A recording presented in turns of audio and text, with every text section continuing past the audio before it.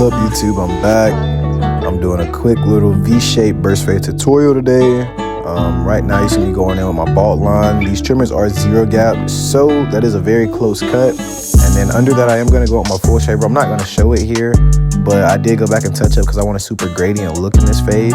So you're going to see me just kind of go through now, and I'm setting in a pre-outline. So I just want to see how that V is going to sit on my client's neck. I want to see about my rough draft, where it's going to point out at, and kind of just go from there. So I kind of just make sure I clean up everything. Again, this is a rough outline. It's not the sharpest, but it's just to make sure that I'm able to see the finished product or have the vision. So then I'm gonna go over to the other side and I'm gonna make sure I do the same thing, clean it all up, and then we move into the process. So the process starts off simple. That is a 4 guard. It is closed, and I'm just going through, just kind of blending in off the parietal ridge, kind of gliding up to the top. Then I'm gonna take my 2 guard and blend into the 4. So when doing that, I am coming straight off. As soon as the guard leaves the head, I don't anchor in or angle in. I instantly come straight off the head, and that allows for it all to connect together. I do the same thing in the back area, and again, it's just kind of coming off the head. I'm not digging in because I want the 4 guard to blend into the 2. So I am going to also do that at the bottom of the nape area because I also want that V to have a very contrasted look as well. I want the fade to kind of lay down in there a little bit because that V is the eye candy. That's the focal point of the haircut. So next come in, this is my 1.5 guard. So right here, I start off open and I'm just kind of attacking little areas, kind of detailing it into that 2. And then I close it and eat at the bottom line, trying to create a nice transition for fading. I do take this step to the back as well because again, it's kind of difficult to work on these haircuts doing multiple sides at once. So now you see, that's how you should want your haircut to look. So you know that bottom line, you're going to start attacking it by going over fingers with the half guard. And with that, you're just going to go over detail real nice. Then you're going to come back and close it, and you're going to attack the bottom line. So right here, it's closed, and I'm attacking the bottom line.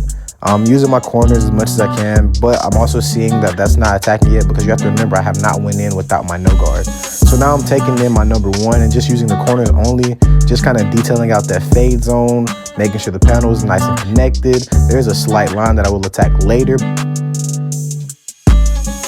Here I'm taking my 3 guard, and my 3 guard is going to connect that 4 to that 2. So it's going to bring in that last detail to give that nice clean contrast of a fade. Again, I am taking it all into the back of the burst. As you can see, my client does have a few uneven hairs. We discussed this earlier in the consultation, and my client wanted me to trim it. So you will see that later with some shear work. And that's actually going to be from a point of view standpoint. But I'm just using the corners and I'm just attacking. So now here's where everything comes together.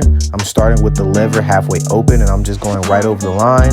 I see that it takes out a little bit, so then I open up all the way to contrast into that 0.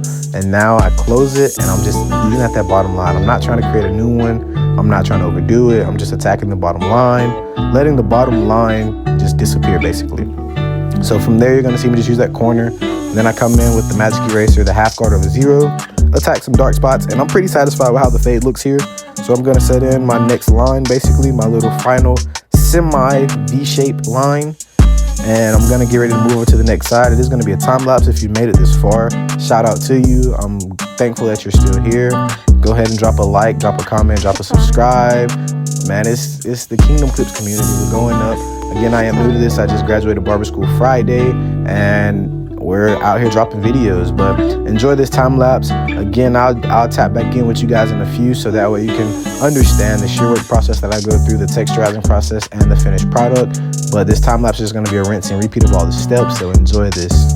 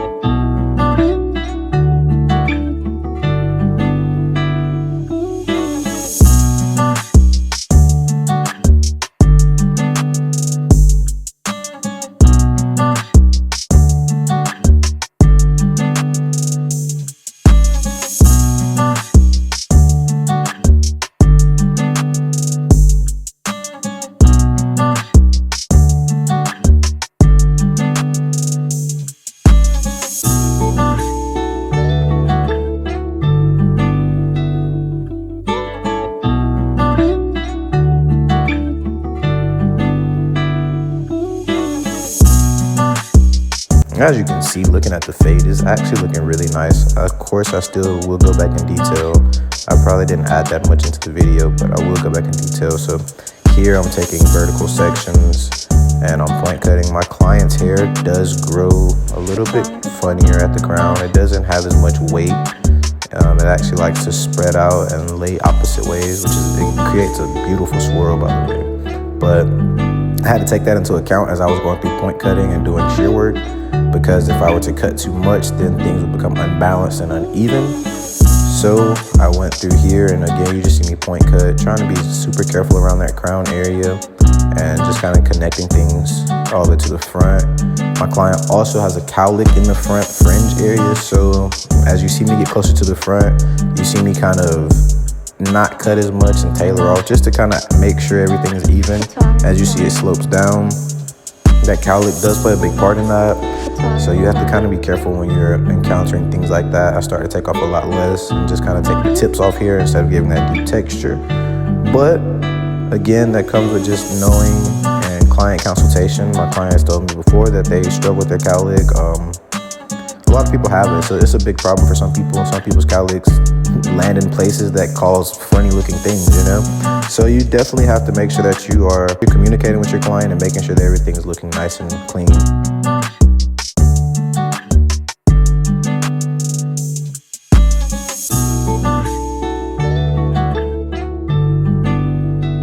Again, I go through on the other side, and if you didn't notice, I just took big sections from the opposite side. So here, I'm connecting those sections, and I'm just going in and doing the same thing, kind of refining. And now you're gonna see me go through and cross-check, and all it is picking up, looking for peaks and valleys. The best way I can explain peaks and valleys is like a mountaintop. So when you look in the hair, yes, it sounds crazy because I'm point cutting to create texture. So I want to make sure that my peaks or my high points are all the same. They're not in different areas. And my valleys, my low points are all in the same area as well. That way it's consistent and it's not just choppy and out of whack. Now, yes, I am creating texture, so of course you're going to have peaks. You're going to have a lot of ridges and valleys. But you have to understand that you have to create balance as a barber. Your client's going to appreciate you so much more when they go through and style their hair or comb it or they check it. Whatever happens, they're going to appreciate it so much more that you have them uniform. And that's what I was going for here in this cross check. So now I'm going over into my styling techniques. So this right here is slide cutting, slicing. There's multiple names for it. But the trick is just to take the blade, slide it in and halfway, not all the way, just barely close it and let the crotch of the blade, the crotch is where the two blades meet, let that kind of take a little bit of hair off. I did put sea salt spray in before I blow dried it. I did not film the loose blow dry, but all it was a loose blow dry, combing the hair every which way to make sure that it had no memory. And then I put styling powder on top to give that nice matte look. And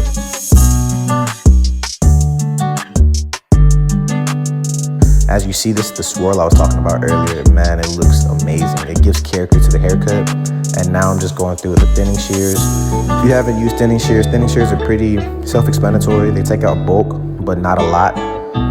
They're very great for little detail works like this when you're just trying to make sure that you have the smallest fine details acquired. And that's basically what I'm doing here. I'm gonna do it on both sides, but I'm kind of attacking long hairs and dark spots so that everything lays together. But just look at that swirl, man, that came out beautiful. But here again, because my client has a cowlick on the other side, their hair is all forced over to one side on this side, and it makes it a lot bulkier. So I'm taking my thinning shears to kind of thin out that area just a bit. That way it all lays together and sits perfectly together and not so on top of each other like a swoosh. You know, nobody wants to have that swoosh look anymore. If you do, there's nothing against it, but that's just an acquired taste. And for a newer style like this, nobody's trying to look for that swoosh look. So again, I'm just taking them thinner shears and I'm just taking out little dark areas. You can see the little bits of hair falling off, and it's gonna lead to me just attacking that back area and finishing out the little uneven spots. And from there, you're gonna get ready to see this finished product.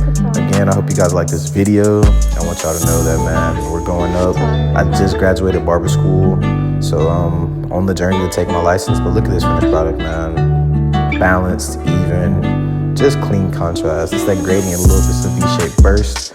This is King of Clips. I'm out, man. I'll see y'all next time. Make sure to like, comment, and subscribe.